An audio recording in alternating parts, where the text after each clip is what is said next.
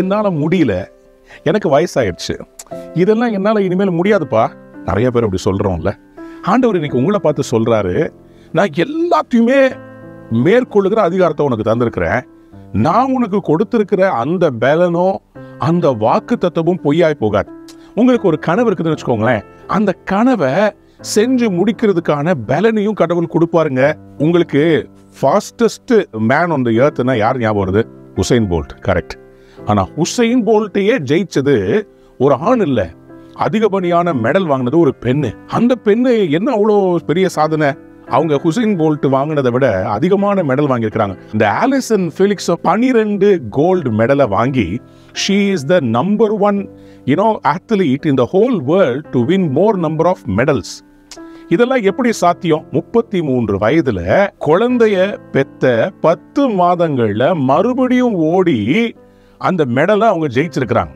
இதுல என்ன பெரிய இதுங்க? எல்லாரும் குழந்தை பெத்து வேலைக்கு போலையா? ஏங்க, ஓட்ட பந்தயத்துல if you had a C-section, a cesarean குழந்தை பிறந்து வயிற்று அடுத்து குழந்தை எடுத்தாச்சு, மறுபடியும் அதே பலத்தோட கூட இந்த பெண்மணி ஓடி இருக்கிறாள்.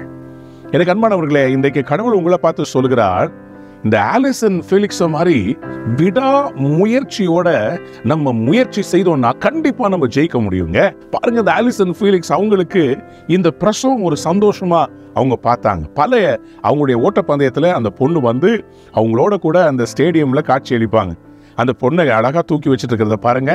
இதுதாங்க வாழ்க்கையில எதற்காகவும் எதையும் விடக்கூடாது. உங்களுக்கு கடவுள் கொடுத்த குடும்பத்தையும் விட்டுறாதீங்க, பிசினஸையும் விட்டுறாதீங்க. உங்களுடைய ப்ரொஃபஷனல் லைஃப், உங்களுடைய குடும்பத்துல தேவன் தருகிற ஆசீர்வாதங்களை தடை செய்யக்கூடாது. சில பேர் என்ன பண்ணுவாங்கன்னா, நாங்கள் பிளானிங் பண்றோம், எங்களுக்கு அப்புறமா குழந்தை வேணும், அப்புறமா குழந்தை பிறக்கலன்னு அழுகிறது. கடவுள் தரும்போது அதையதே தருவாரு.